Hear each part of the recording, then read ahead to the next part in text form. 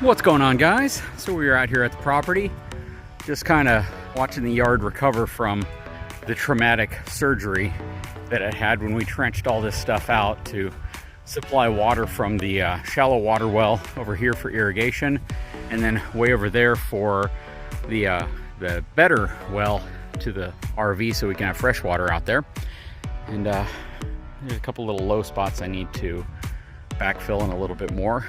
But you know, the folks over at Lippert, I don't know if you all remember, but they sent me some frame sections, and I demonstrated in a video the differences in terms of measurement, thickness, and materials in the different frame sections that they sent me. So if you missed that, definitely go back and check it out. It was a really interesting video, and I want to give a big shout out to the folks over at Lippert for providing me a foot-long section of virtually every frame that they produce. And again, I featured it really, really well in that video, and you guys can really see the difference between the frame sections. But you know, I was wondering, what do I do with those things when I'm done? You know, target practice, do I, use them to anchor something down or lift something up? You know, and I thought of a really cool idea. Hang tight, I'll be right back.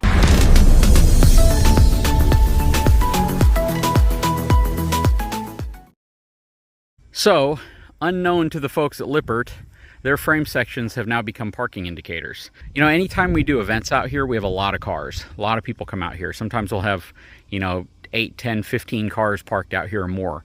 And when you have a bunch of cars out here and you have a large piece of land, everyone just pretty much parks everywhere. It tends to block people in. So I thought, let me make a parking section. So I took a piece of 2x6, I wrote parking on it, and clear coated over it, attached it to one of my fence posts, and I took all the frame sections and I just kind of jabbed them in the ground, and I have more of them on the other side. So these are all the I-beam sections, starting with the 8, 10, 12, and they get kind of gradually bigger, and then down on the other side are all the boxed sections. And of these, I ended up coming away with about 9 different parking spots. So, if we have a huge event, we have a lot of people come over here, well then, yeah, we'll need to figure out how we make the yard work for that. But meanwhile, this is where we had all the reclaim stacked up when we did the little turnaround there in the driveway, and I ended up flattening it all out, leveling it all out, and using these little frame sections to create parking spots. So, big shout out to the folks over at LCI for sponsoring my parking lot, kind of. So, ever since getting the mini excavator, one recurring theme has occurred, and that is I've subtly and gradually been destroying this side of the property every time I take it out. Whether I turn around, whether I do some type of maneuver, pretty much anything you do in a machine that weighs, about 11,000 pounds is going to destroy some part of your yard. And I'm kind of learning that the hard way. So I kind of keep it parked back here where the yard has pretty much already been tortured to death by it. But what I want to show you is what we've done here. So as you can see, this is all fresh sand that was dug up and backfilled into place over the plumbing. Got a little spare piece of 3/4 inch pipe right there.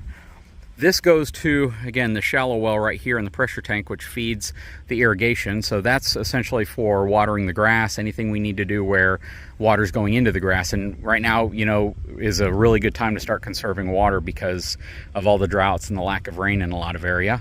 And then what I did over here, I ran water from, there used to be a bib right over there where you see the flag, actually a little further down, right about there. And believe it or not, that's about 150 feet away from here. And we tracked down the pipe using a auger bit and a steel poker. And we tracked it going over here and then cutting across to the other well. And right there is where we've relocated it, right next to the wood pile. Don't know if you can see the new bib that's put in place. And we teed off of it, coming all the way over here to the RV. So now, once all this gets grown over again, it'll look a lot better, but we now have PVC running up here and we have fresh water out at the RV. And if I turn the water on, you can see the pressure build up.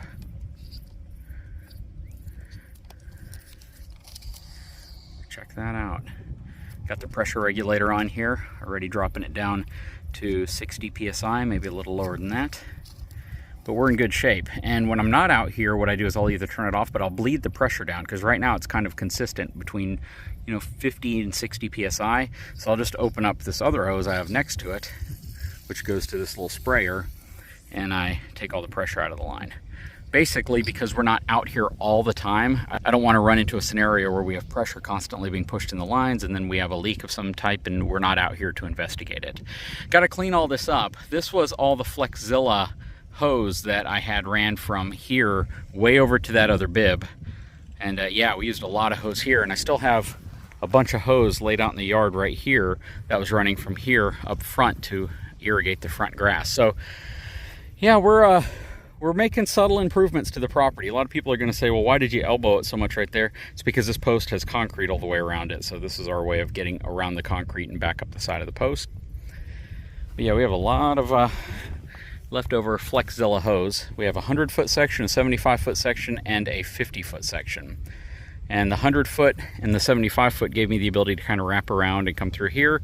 And then to this old post I had here, which kind of held all the hoses in place. And I just had that zip tied to the side of this. And then I used the 50-foot hose to run from here to the actual wet bay of the RV to feed it water. But yeah, that's this project wrapped up. Just waiting for the grass to grow back, because it sure looks ugly just having a bunch of sand out here. But it'll grow back as soon as we get some rain. And then right there is the second sewer clean out that we have for the septic system, which we put right here. You can see one of the risers right there, and the other one's hooked up to the RV. I put one of those little ramps to drop down the sewer connection now into the clean out. So everything's looking really nice and clean here instead of using those asphalt chunks that I had stacked up underneath it. But yeah, but this weekend will be the first chance for us to test out how this works. We actually have a buddy coming over with an RV. They're going to connect to it. They have solar, but we might go ahead and feed them 30 amps or 50 amps to go ahead and get them connected up fully. I have a splitter I can run back here because I have 50 amps to the RV, but I really don't need 50 amps to the RV right now because we only run one AC at this moment. Once I get their RV out here with the 30 amp connection, I'll probably go ahead and feed a 30 amp line out to them so they can have power, air conditioning, and everything else to keep them comfortable.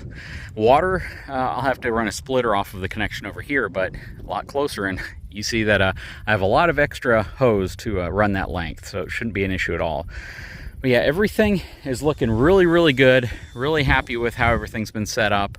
Not too happy with this geotextile fabric. It certainly didn't stop grass or ants or anything from growing into it or getting into it, and gonna probably think of a better solution here. But you know what, this is a super cheap solution and it works real well, so we might just stick with it. Anyways, guys, I sure hope you've enjoyed this video.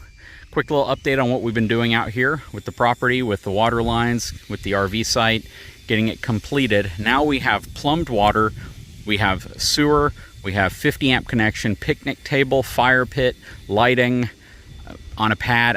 I don't know what else we could do. Guys, give me some suggestions. I know a lot of folks say we need to put some type of a cover over it, and I'm thinking about it, but I don't want to put a cover over it that blocks my ability to get out this route easily. So what I'm thinking of is coming up with an idea to use steel I-beams coming up from this side and creating an awning that goes over it from one side. It would have to be very commercial in nature, and it would be very close to the septic lines coming through here. But I'm just trying to think of ideas at this point. If you guys have some, leave some in the comments below. I'd love to know what your thought pattern is on how we could cover this up while it's out here. I certainly don't want to leave it overall exposed, but at the same time, you know, it's kind of what RVs are designed for. And as long as I get up occasionally, clean the roof off and maintain it, make sure we're in good shape, I don't think we'll have much of an issue. But yes, please leave a comment below. What do you think we should do about protecting the RV from the bright sun, which is just about to set? Anyways, guys, I sure hope you've enjoyed this video. If you haven't had a chance, please take a moment, subscribe to my channel, give me a thumbs up, and we will be back to talk to you again very soon.